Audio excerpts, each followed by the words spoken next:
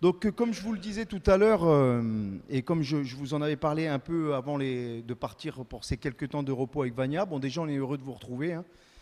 On est heureux de revenir, hein, toujours. Les vacances, c'est bien, mais on est bien à la maison quand même, hein. On est content quand on part, on est content quand on rentre aussi, normalement.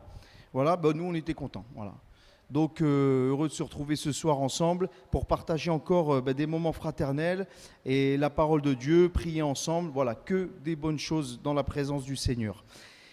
Et sur quelques semaines, si Dieu nous prête vie, Dieu voulant, on va faire cette étude sur les ministères, sur les différents ministères, sur le service. Alors ce soir, on va simplement faire une introduction, on va faire un peu d'ecclésiologie, on va parler un peu de qu'est-ce qu'est l'Église. Ça, on en avait déjà parlé plus précisément lorsqu'on avait fait cette série d'enseignements sur les coutumes des disciples. On va y revenir, mais très rapidement. On va aussi voir comment l'Église s'est développée au cours de l'histoire en s'appuyant sur des versets bibliques et voir aussi comment l'Église s'est organisée, toujours en s'appuyant sur la parole de Dieu. La Bible, il y a des faits historiques qui sont relevés dans la Bible, mais ce n'est pas un livre qui est fait pour apprendre l'histoire, la Bible. Elle nous donne des renseignements importants, mais la Bible, c'est le livre, c'est la parole de Dieu qui nous conseille et qui nous dirige dans tous les domaines de notre vie. Voilà. Que ce soit dans les domaines personnels, mais aussi comment nous devons nous conduire dans la maison de Dieu, dans l'Église, comment l'Église doit se conduire, comment l'Église s'organise, comment l'Église vit tout simplement. Alors on va voir ces choses-là ce soir avec la grâce de Dieu. Et puis vendredi prochain, nous allons définir qu'est-ce que veut dire le mot ministère, parce que des fois quand on parle ministère, tout de suite on s'attend à le ministère, c'est... Mais on va voir qu'est-ce que signifie réellement être un ministre ou être un serviteur.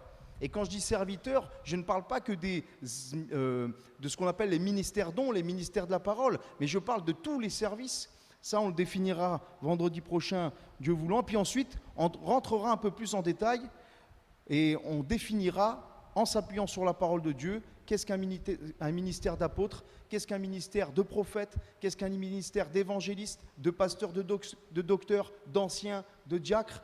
Et on abordera aussi cette question qui est très débattue aujourd'hui, mais on ne veut pas avoir de tabou, on veut tout simplement se baser sur la parole de Dieu. Et ça, on l'abordera un dimanche matin concernant la place de la femme dans le ministère, dans le service.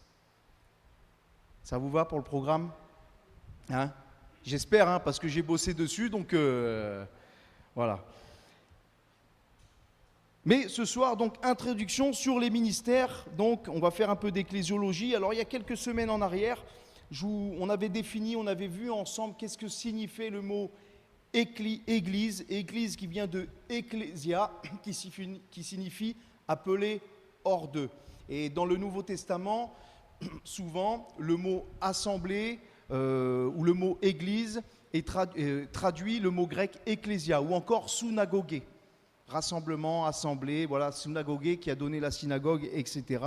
On avait parlé de ça. Donc, dans le sens historique du terme, une ecclésia, ça pouvait être une assemblée quelconque, une assemblée où les citoyens qui avaient droit de cité venaient débattre des affaires du quotidien. On avait pris l'exemple justement de cette affaire entre Démétrius et la Diane des Éphésiens et comment dire, le trouble que ça avait causé, que toutes les âmes qui s'étaient converties, tout ça au Seigneur. On avait vu qu'ils s'étaient rassemblés à l'église, l'ecclésia, à l'assemblée. On avait vu aussi le sens hébraïque du terme, judaïque du terme, puisque l'église, en fait, prend racine dans l'assemblée des croyants du peuple de Dieu qui était constitué au temps de Moïse, le cas Yahvé. On avait aussi parlé de l'église dans le contexte chrétien, c'est-à-dire que ce sont tous les enfants de Dieu, ce sont tous les hommes et les femmes qui ont été appelés hors de ce monde, appelés des ténèbres à son admirable lumière, pour être citoyens des cieux, pour être le peuple de Dieu, les élus de Dieu, les hommes et les femmes qui appartiennent, qui sont enfants de Dieu, qui appartiennent à la famille de Dieu et qui ont le droit de citer, c'est-à-dire dans le royaume des cieux, font partie de ce royaume. C'est l'assemblée des croyants du peuple de Dieu qui ont la même foi, qui ont la même vision, qui sont unis. Donc c'est nous, ce soir, et tous les croyants autour de ce monde. Alors, L'Église, dans le Nouveau Testament, est symbolisée par... il y a 3 principaux symboles. On parle de l'Église comme le temple de Dieu. Il y a le temple de Dieu, il y avait le temple de Dieu, le temple de Salomon. Ensuite, voilà, il y avait le temple physique. On se réunissait. Ici, on pourrait dire c'est comme un peu le temple, c'est un peu la synagogue, c'est l'église, c'est le bâtiment. Mais l'église, elle est appelée aussi temple de Dieu, non pas un bâtiment de briques et de pierres et de ciment, mais qui est constitué de pierres vivantes, dont la pierre principale, la pierre angulaire, la pierre qui supporte tout l'édifice est Christ et Jésus. C'est cela. Une église qui est bâtie sur la doctrine de Christ, une église qui est fondée sur Jésus-Christ. L'église aussi est symbolisée par l'épouse. Le symbole de l'épouse, ça évoque une relation profonde entre l'époux et sa fiancée, son épouse. Donc ça nous parle de cette communion, de cette intimité avec le Messie. Et souvent, l'image de l'épouse est une image eschatologique, c'est-à-dire qu'elle est associée à la fin des temps, lorsque Christ vient chercher sa fiancée pour la marier et célébrer les noces de l'agneau. Et puis, un 3e symbole, c'est le corps de Christ. Et c'est ce qui va nous intéresser particulièrement ce soir, parce que là, on va un peu comme dans un auto-noir. On voit des généralités, plus ça va aller, et plus on va aller dans le détail. Le corps de Christ, ce symbole-là, il est parlant parce que de la même façon que le corps humain, il est constitué de plusieurs membres et de millions, voire de milliards et de milliards de cellules, de la même manière, le corps de Christ, c'est un organisme vivant qui est composé de plusieurs membres, spirituellement parlant, de plusieurs millions et de millions de cellules vivantes, on pourrait dire, que sont les chrétiens nés de nouveau. Et on comprend au travers du corps de Christ de l'importance de l'harmonie et de la communion et de l'unité qu'il doit y avoir au milieu, au sein de l'Église. Parce qu'un corps bien coordonné, bien constitué, ça marche bien. Et c'est quand il commence à avoir un peu des membres qui déraillent que ça commence les problèmes. Si on a un rein qui ne marche plus, ça ne va pas. Si c'est le foie qui ne marche plus, c'est compliqué. Des fois, c'est un poumon. Des fois, c'est la main. Des fois, c'est le pied. Vous voyez ? Donc, mais un corps bien constitué, bien organisé, bien ordonné, avance. L'Église, donc, c'est un organisme vivant. Ce n'est pas une organisation ou une dénomination. Bien sûr, nous nous sommes réunis en tant que dénomination, puisqu'il y a des sensibilités selon certains points de doctrine différentes. Donc vous avez les églises pentecôtistes, les églises baptistes, des églises assemblées de Dieu et d'autres églises. Mais l'église, c'est pas ça. L'église, c'est un organisme vivant, dont la tête, le cerveau est Christ. L'église n'est pas une organisation, bien sûr pour les papiers, pour la préfecture, nous sommes une organisation, nous sommes une association même, cultuelle. Et puis on a même une partie culturelle. Tout ça, c'est pour les papiers. Mais l'Église, elle ne fonctionne pas comme une entreprise. Du moins, elle ne doit pas fonctionner comme une entreprise, comme une société où il y aurait des grades, où il y aurait des talents, on organiserait cela pour faire du chiffre ou je ne sais quoi. Des fois, on peut tomber malheureusement dans ces genres de dérives, mais l'Église, ce n'est pas ça. L'Église, c'est un organisme vivant qui doit être organisé. Et c'est pour cela que Dieu va établir dans l'Église des rôles respectifs à chacun et qu'il va établir des ministères et que nous allons voir que au cours de l'histoire, l'Église s'est organisée, s'est formée, s'est adaptée, s'est constituée et nous sommes arrivés à là aujourd'hui. Voilà, tout simplement. 1 Corinthiens chapitre 12, versets 27 à 28. Vous êtes le corps de Christ, vous êtes ses membres, chacun pour sa part. Et Dieu a établi dans l'Église premièrement des apôtres, secondement des prophètes, troisièmement des docteurs. Ensuite, ceux qui ont le don des miracles, ceux qui ont le don de guérir, de secourir, de gouverner, de parler diverses langues, etc. Donc on voit bien que chacun a une place dans l'œuvre de Dieu, dans l'Église. Chacun est une partie du corps de Christ. Et c'est intéressant quand même de voir aussi que le corps, vous avez une âme, vous avez un esprit. Quand vous avez envie, par exemple, tiens, je veux partir, allez, on va faire un tour à Narbonne. Votre esprit, ça va à une vitesse phénoménale, on ne peut pas le savoir. L'esprit dit, tiens, on va faire un tour à Narbonne. Bon, ben, qu'est-ce qui te transporte là-bas ? Tu vas me dire la voiture. Et pour aller à la voiture, tu prends tes baskets, tu prends tes jambes, tu marches. Hein, tu vas, on va manger une glace. Bah, tu vas manger une glace. Alors tu t'assois, puis tu prends ta main, tu manges. Il y a le palais, là, hein, il y a les yeux pour choisir. Tout ça, c'est les membres. Bon, qu'est-ce qu'il veut nous dire par là?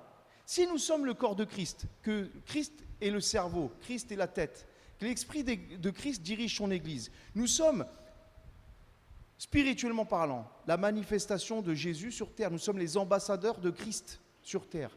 C'est-à-dire que nous avons fonction d'être, en quelque sorte, hein, comprenez bien, hein, les mains de Jésus.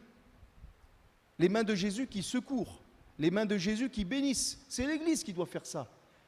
Nous sommes les pieds de Jésus qui ont le zèle pour témoigner de l'évangile de grâce. Nous devons avoir le regard de Jésus pour porter sur notre prochain. Tout cela, c'est l'expression du corps. C'est à cela que sert le corps. Eh bien, le corps de Christ doit œuvrer chacun pour notre part. Nous sommes une partie de ce corps. Alors certains sont les bras, certains sont les jambes, certains sont les oreilles, certains sont la langue, les yeux. La langue dans le bon sens, hein, pas pour... Mais vous avez compris ce que je veux dire par là, et ce que la Bible surtout nous dit par là et nous enseigne, c'est que nous avons tous une importance et nous avons tous une utilité. Ne minimisons pas ça. Et même si le service ou l'utilité dans le corps de Christ est infime par rapport à certains, elle est utile quand même. On ne peut pas négliger le petit doigt dans la main. Il nous sert toujours, au moins pour nous gratter l'oreille.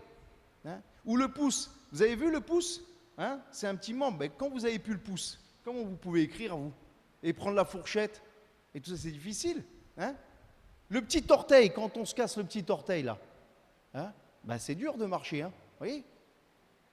Et tout le monde a son importance. Quelqu'un dira, oh, le ménage, par exemple, dans l'église, ce service, c'est pas important. Oui, mais si personne ne fait le ménage, je vais vous dire, ça va sentir mauvais dans un mois, là, ici. Hein. Et il va y avoir des poubelles de partout. Et personne ne va vouloir venir dans un tas de poubelles. Donc, vous voyez, c'est important. Tout est important.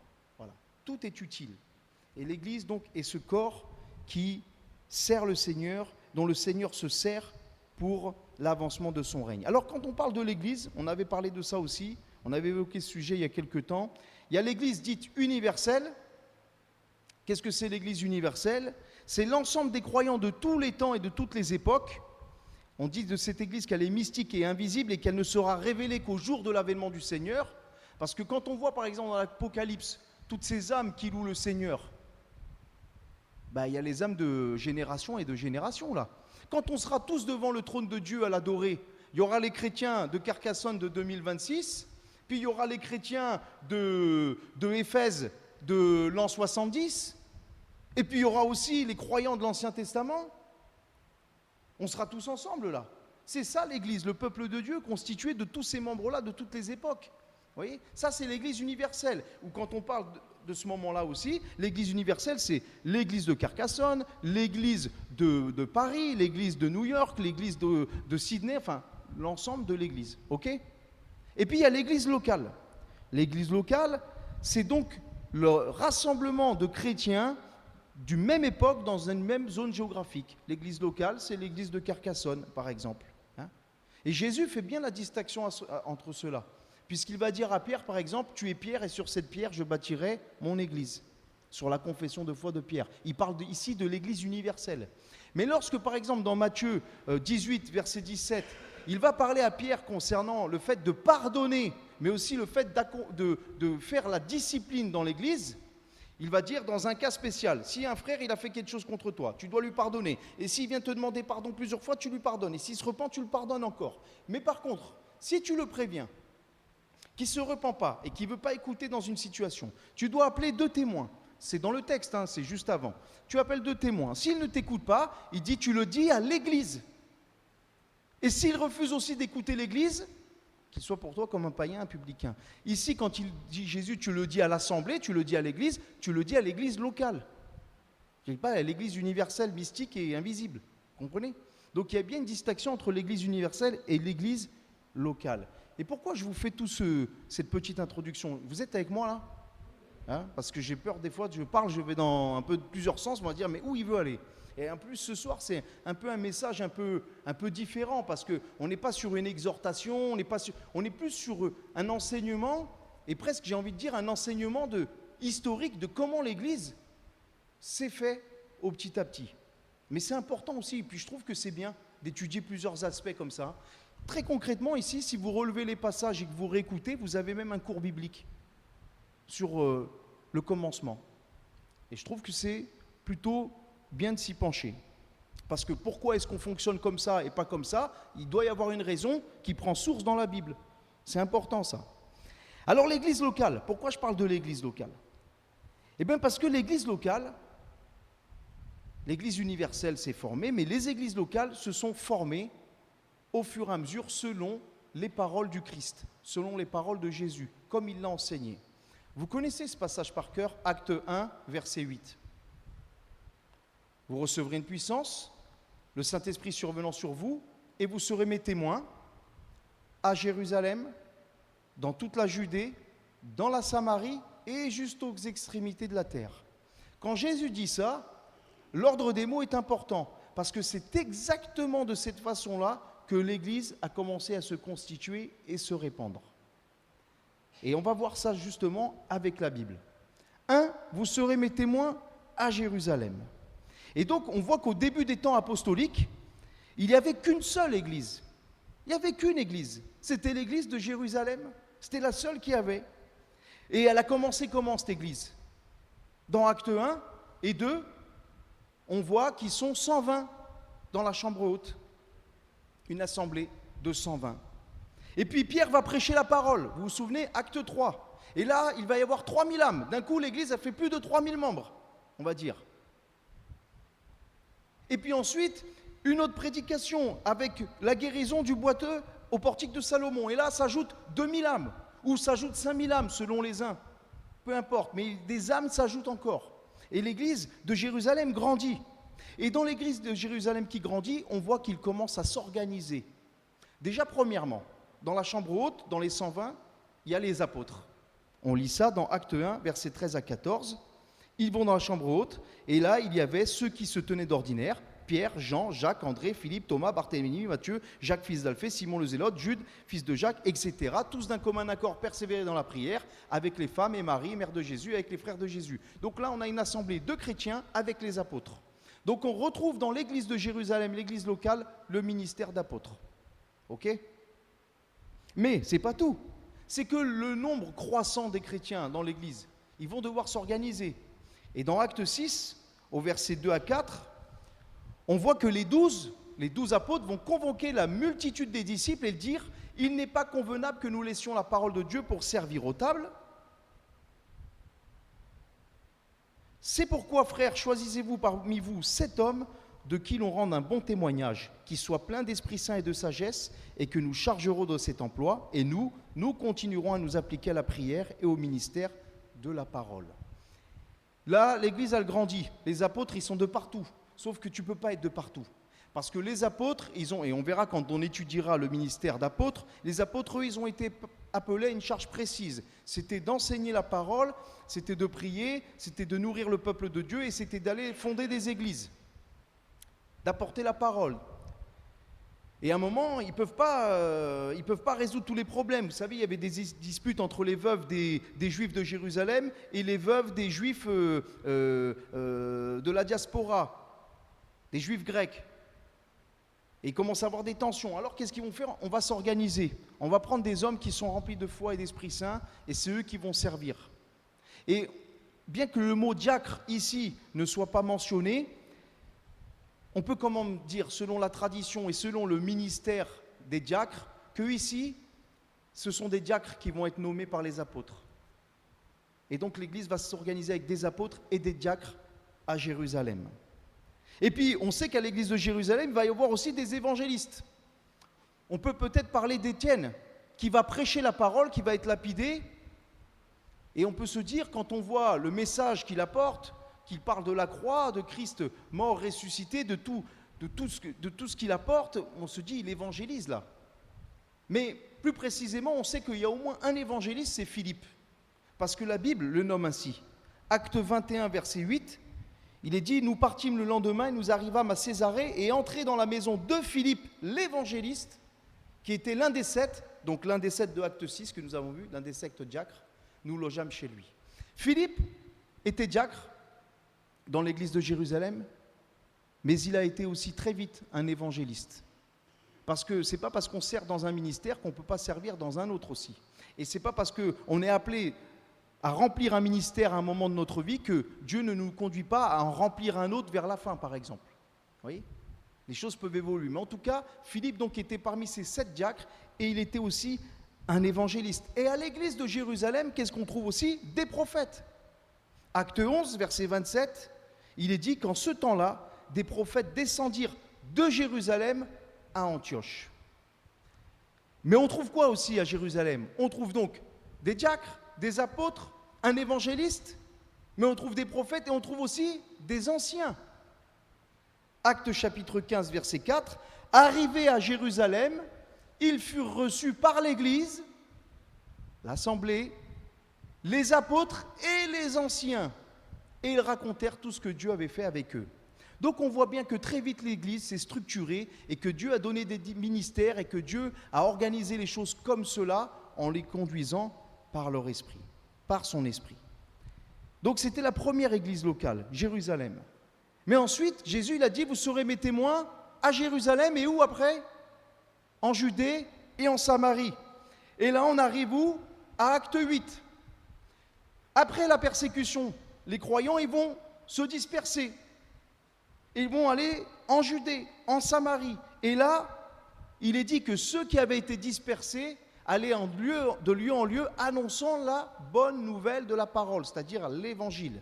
Philippe, on retrouve notre petit Philippe, étant descendu dans la ville de Samarie, il prêche à Christ. Il prêche. Et là, on reconnaît vraiment le ministère de l'évangéliste qui prêche Christ, qui gagne des âmes à Christ, mais qui après, et on y viendra plus tard, dans quelques semaines Dieu voulant, va les amener vers les responsables pour qu'ils puissent grandir en maturité. Et donc quand ils vont croire à Philippe, qui leur annonçait la bonne nouvelle du royaume de Dieu et du nom de Jésus-Christ, hommes et femmes se firent baptiser. Tout simplement, ils croient, ils reçoivent par la foi le salut et ils se passent par les eaux du baptême. Mais Philippe, c'est un évangéliste. Et lui, j'ai envie de vous dire, son ministère, il s'arrête là. Il prêche Christ, les âmes sont gagnées, mais pour aller plus loin et grandir, il a besoin des autres ministères. C'est à ce moment-là que les apôtres, ils interviennent.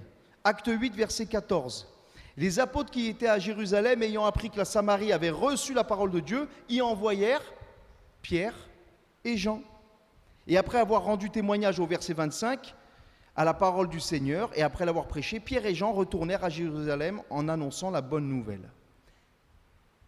Et dans les villages des Samaritains. Donc là, on voit ici, on n'a pas trop d'éléments sur la Judée et la Samarie, mais on sait quand même que pendant un temps, il y a eu non seulement un évangéliste, ensuite des apôtres, mais on sait aussi que par la suite, l'Église a grandi, puisque la parole de Dieu nous dit que l'Église, qui était en paix dans toute la Judée, dans la Galilée et la Samarie, s'édifiait et marchait dans la crainte du Seigneur et elle s'accroissait par l'assistance du Saint-Esprit. L'Église grandissait, elle grandissait. Et au bout d'un moment, on retrouve donc l'église de Judée dans Acte 11, versets 29 à 30, où il est dit que les disciples résolurent d'envoyer chacun selon leurs moyens un secours aux frères qui habitaient la Judée, et ils leur firent parvenir aux anciens par les mains de Barnabas et de Saul. Alors ça peut paraître peut-être rébarbatif tous ces passages, mais ça nous enseigne comment l'église s'est structurée, puisque en Judée, en Samarie, on sait qu'il y avait au moins un évangéliste, des apôtres, et ensuite, il y a eu des anciens qui étaient établis dans l'Église. Parce que les anciens, on le verra, mais sont établis dans toutes les églises finalement. C'est la structure voulue et biblique par le Seigneur. Eh oui. Mais ce n'est pas tout. Jésus a dit, vous serez mes témoins à Jérusalem, dans toute la Judée, en Samarie et aux extrémités de la terre. Et là, on arrive dans une certaine église, Antioche. Acte 11, versets 19 à 26. Ceux qui avaient été dispersés par la persécution survenue à l'occasion d'Étienne allèrent jusqu'en Phénicie, dans l'île de Chypre et à Antioche. Et là, on commence à aller aux extrémités, vous voyez ? Annonçant la parole seulement aux Juifs. Il y eut cependant parmi eux quelques hommes de Chypre et de Cyrène qui, étant venus à Antioche, s'adressèrent aussi aux Grecs et leur annoncèrent la bonne nouvelle du Seigneur Jésus. La main du Seigneur était avec eux, et un grand nombre de personnes crurent et se convertirent au Seigneur. Le bruit parvint aux oreilles des membres de l'église de Jérusalem, qui était l'église mère, qui était l'église, c'était le QG, quoi. Ça vient aux oreilles de l'église de Jérusalem, et ils envoyèrent Barnabas jusqu'à Antioche. Lorsqu'il fut arrivé et qu'il vit la grâce de Dieu, il s'en réjouit, et il les exhorta tous à rester d'un cœur ferme attaché au Seigneur, car c'était un homme de bien, plein d'Esprit Saint et de foi. Et une foule assez nombreuse se joignait au Seigneur. Barnabas se rendit aussi ensuite à Tars pour chercher Saul. Et, l'ayant trouvé, il l'amena à Antioche. Pendant toute une année, ils se réunirent aux assemblées de l'Église, et ils enseignèrent beaucoup de personnes, et ce fut à Antioche que pour la première fois les disciples furent appelés chrétiens. Et vous voyez, ici nous sommes face à la première église qui était composée de juifs et de non-juifs. Et aussi nous sommes face à une église qui est devenue une église missionnaire, puisque nous savons que par la suite, c'est cette église-là qui va envoyer Paul et Barnabas dans les voyages missionnaires. Et on retrouve ça dans Actes chapitre 13, versets 1 à 2. Il y avait dans l'église d'Antioche, qu'est-ce qu'il y avait dans l'église d'Antioche? Des prophètes, des docteurs, Barnabas, Simon, etc., etc. Verset 2. Pendant qu'ils servaient le Seigneur dans leur ministère et qu'ils jeûnaient, le Saint-Esprit dit, mettez-moi à part Barnabas et Saul pour l'œuvre à laquelle je les ai appelés. Et nous savons que Saul de Tars, Paul, était apôtre. Donc nous voyons que nous retrouvons exactement les mêmes structures à Antioche. Des prophètes, des docteurs, des apôtres et bien sûr des anciens par la suite. Donc vous voyez, les ministères, c'est biblique. La diversité des ministères dans l'Église, c'est biblique. Pourquoi est-ce qu'il y a un conseil d'anciens ou des anciens dans une église? Parce que c'est biblique. Pourquoi est-ce qu'il y a des pasteurs et pourquoi il y a des docteurs et pourquoi il y a des apôtres et des évangélistes et des prophètes? Parce que c'est biblique. Mais encore faut-il que nous sachions de quoi nous parlons. Parce qu'aujourd'hui, je vous dis un apôtre, c'est quoi un apôtre? Je vous dis un prophète, c'est quoi un prophète? Je dis un pasteur, un ancien, c'est quoi un pasteur, un ancien? Un diacre, c'est quoi? On sait, peut-être des fois on entend ces mots, on sait que c'est dans la Bible, on le voit dans les églises, mais qu'est-ce que c'est réellement? Quelle est la fonction? Comment reconnaître? Quelle est l'utilité? C'est ça qu'on va voir. Et je pense que c'est intéressant, non? Surtout à l'heure où tout le monde commence à vouloir des titres, parce que les hommes, ils aiment les titres. Les femmes aussi, elles aiment les titres. C'est comme ça, des fois on aime bien, et des fois on fait même des hiérarchies dans les titres. Pensant que, et ça on y reviendra la prochaine fois, je ne vais pas commencer à donner déjà, commencer la prédication de la semaine prochaine, mais des fois c'est comme ça, des fois on pense qu'un diacre, c'est une hiérarchie où il est, finalement un diacre, c'est pas terrible.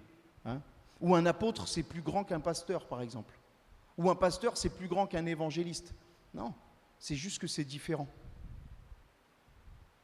Mais des fois les gens, ils aiment les titres. Je veux qu'on m'appelle diaconesse. Je veux qu'on m'appelle prophétesse. Je veux qu'on m'appelle prophète. Je veux qu'on m'appelle apôtre. Ok, pourquoi tu veux qu'on t'appelle comme ça? Voyons voir si, bibliquement parlant, tu remplis les conditions. Tu remplis ce ministère-là. Et des fois, on s'aperçoit que pas du tout finalement. Voyez? Donc, il faut savoir de quoi on parle.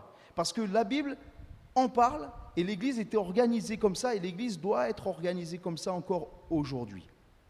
Donc, l'Église était composée de toute diversité de ministères, c'est très clair. Et ensuite, les églises se sont composées, ça a commencé par des églises de maison, puis c'est devenu des églises régionales et même des églises nationales. Ça va? Les églises de maison. Qu'est-ce que c'est qu'une église de maison? Pourquoi ça a commencé dans les églises de maison? Hein?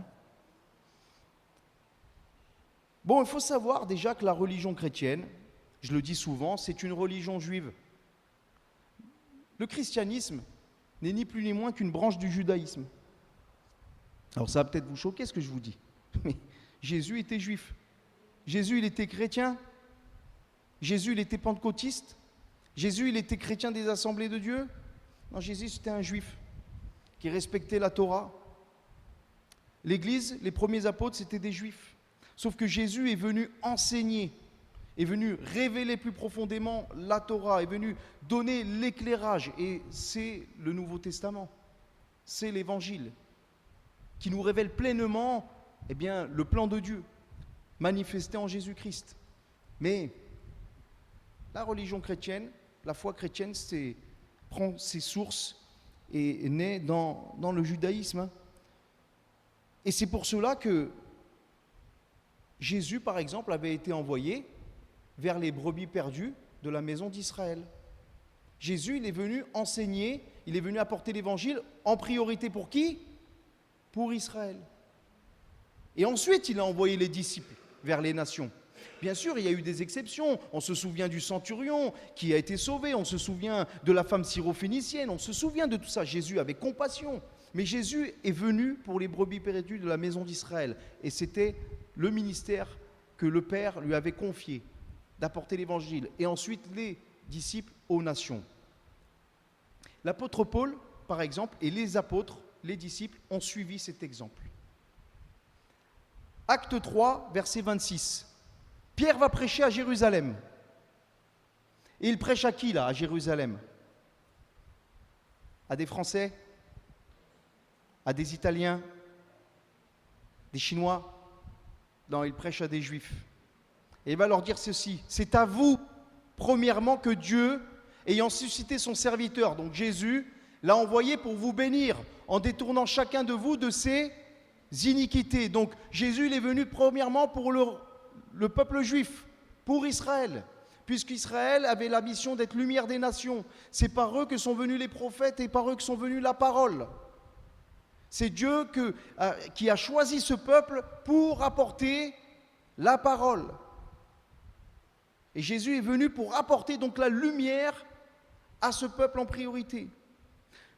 Paul dira dans l'Épître aux Romains, chapitre 1, verset 16, « Je n'ai point honte de l'Évangile, c'est une puissance de Dieu pour le salut de quiconque croit, du juif premièrement, puis du grec. »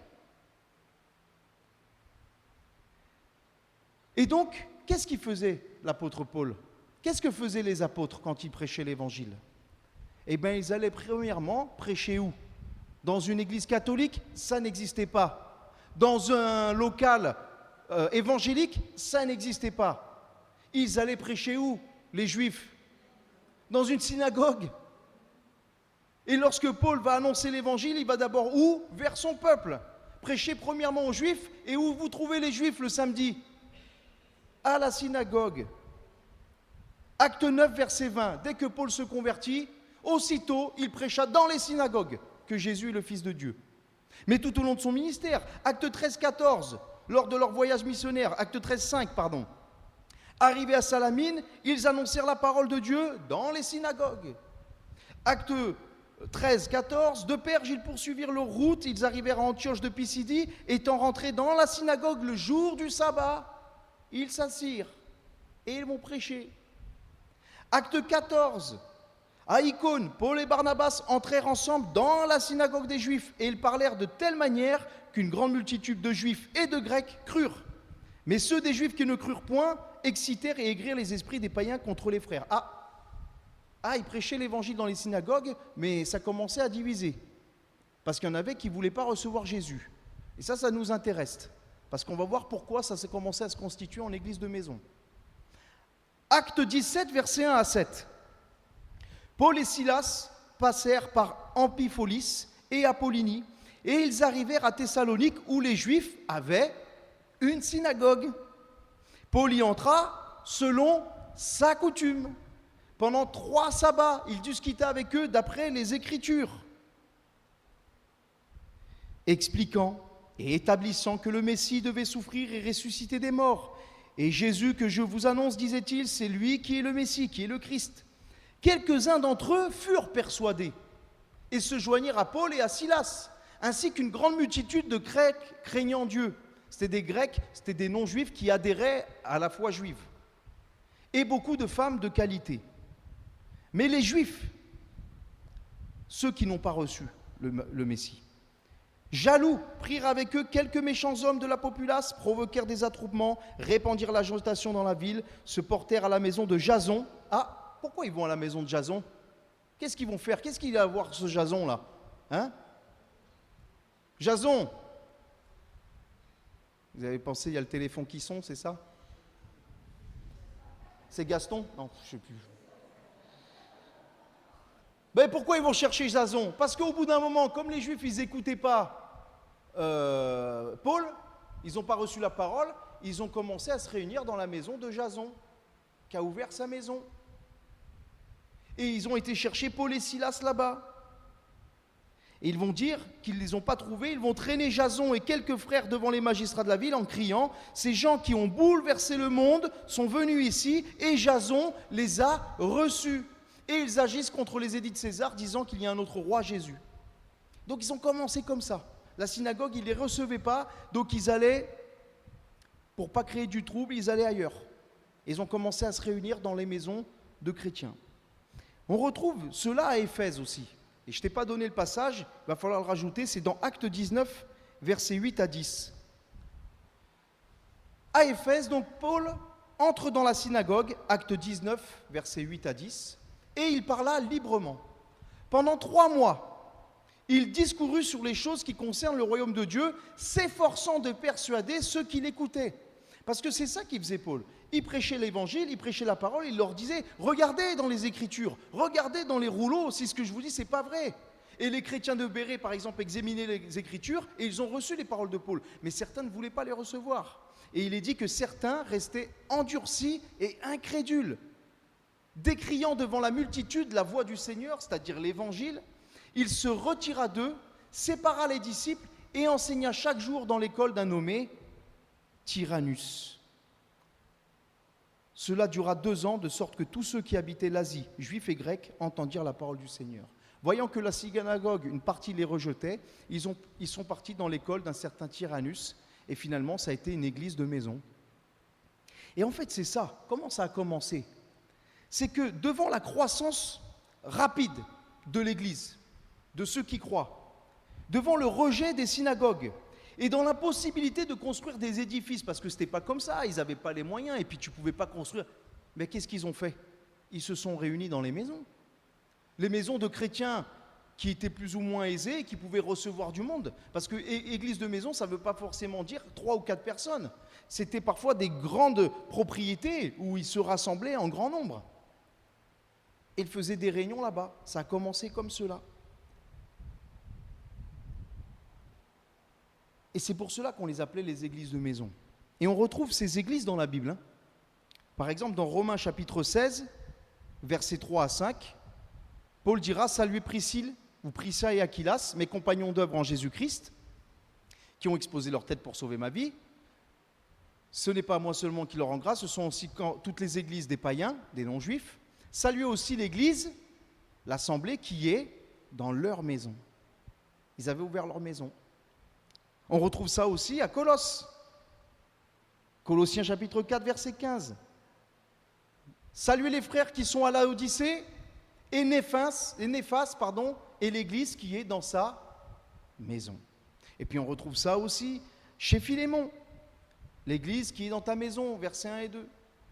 À la sœur Appia, à Archip, notre compagnon de combat, et à l'église qui est dans ta maison. Voilà. Vous voyez, c'était comme ça, c'est organisé. Donc les réunions de maison se sont faites comme ça. Voilà. Se sont faites comme ça naturellement. Alors, c'est dans ce cas-là que l'église de maison trouve sa justification. Parce qu'il y a une œuvre nouvelle qui s'établit, on n'a pas de locaux, l'œuvre va se grandir, va s'organiser, et ensuite, il va pouvoir se faire des choses. Ou alors, en période de persécution, comme on le voit ici, ils ont dû fuir un endroit et se cacher. Il y avait des églises de maison. Ou encore parce que dans une localité, ils ne pouvaient pas se réunir autrement, donc ils faisaient cela, et il y avait cette petite église de maison. Hein. Mais on est loin de parfois ce qu'on entend aujourd'hui malheureusement, où tout le monde veut faire sa petite église de maison, et moi je fais mon église parce que dans l'église je voulais un poste, on ne me l'a pas donné, alors je crée mon église de maison. Voilà, je boude, je ne suis plus chrétien, je suis bouddhiste, je boude et je fais mon église de maison. Voilà. Mais ce n'est pas comme ça dans la Bible. L'église de maison a été établi dans des critères bien définis. Bien définis. Et il n'y a pas de raison qu'il y ait 10 000 cellules de maison quand on peut s'assembler tous ensemble dans un lieu. Dans une certaine région et une certaine église, dont je ne tairai le nom. Une fois, une sœur, elle voulait faire des réunions de maison. Elle habitait à 2 minutes de l'église. Mais 2 minutes, hein. Allez, 5 minutes. 5 minutes de l'église. Elle voulait faire des réunions de maison. Elle m'a dit, qu'est-ce que vous pensez que je fasse des réunions de maison avec un tel, un tel? Je sais, qu'est-ce que vous voulez que je vous dise? Vous me demandez mon avis, mon approbation, ou vous me dites juste, vous me prévenez juste de la situation? Parce que c'est ça en fait. C'est juste, vous voulez me prévenir que vous ne m'avez pas demandé mon avis. Vous voulez mon avis? Mon avis, déjà, la personne que vous faites rentrer dans votre maison, c'est pas bon. Maintenant, je ne peux rien vous interdire, moi. Sur la boîte aux lettres, c'est votre nom qui est écrit, hein, c'est pas le mien. Moi, je ne suis pas là pour faire le gendarme chez les gens et aller frapper chez les gens. Oh, t'as invité qui chez toi? Ouais, je m'en fiche, hein, moi. Attends, ça ne me regarde pas. Mais je te préviens quand même, attention à ceux que tu fais rentrer dans ta maison qui te donnent des faux enseignements ou vont t'attirer dans des... Attention, parce que les pasteurs autoproclamés, etc., on les connaît. Personne ne les a vus, personne ne les a entendus, ou du moins partout où ils sont passés, il y a eu un carnage, mais ils sont toujours là à choper les chrétiens satellites, à embrouiller les gens, et au fait, sous prétexte d'être des hommes de la parole, ce sont des diviseurs. Et c'était le cas ici. Et je dis voilà, donc je vous préviens, je fais mais maintenant, quelle est l'utilité de faire une réunion de maison ici, alors que vous avez une église à 5 minutes là? Pourquoi est-ce que vous voulez faire une réunion de prière là ce soir-là, où il y a une réunion à l'église à 5 minutes? Quelle est l'utilité? Quelle est la motivation derrière cela? C'est possible qu'il peut y avoir des petits groupes de maison, tout ça, au milieu de l'église. Ça, bien sûr, mais il faut que ça soit toujours dans un cadre bien défini, avec une utilité définie, une motivation saine et bonne, en accord avec tous. Mais qu'est-ce que c'est que ces petits groupes sous-marins comme ça, hein? Parce que c'était ça. Bon, oui, mais ok, faites comme vous voulez.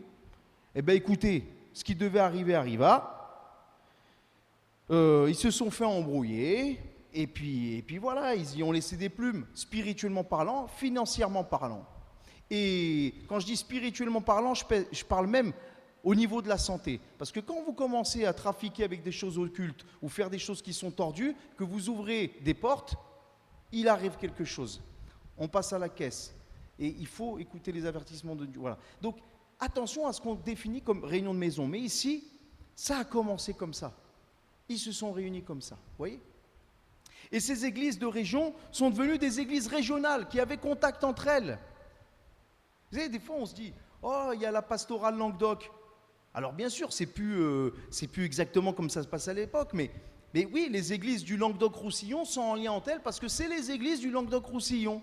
On retrouve ça dans la Bible, par exemple, dans 1 Corinthiens 16, 1, Paul va dire aux églises de la Calatie, donc de cette région-là.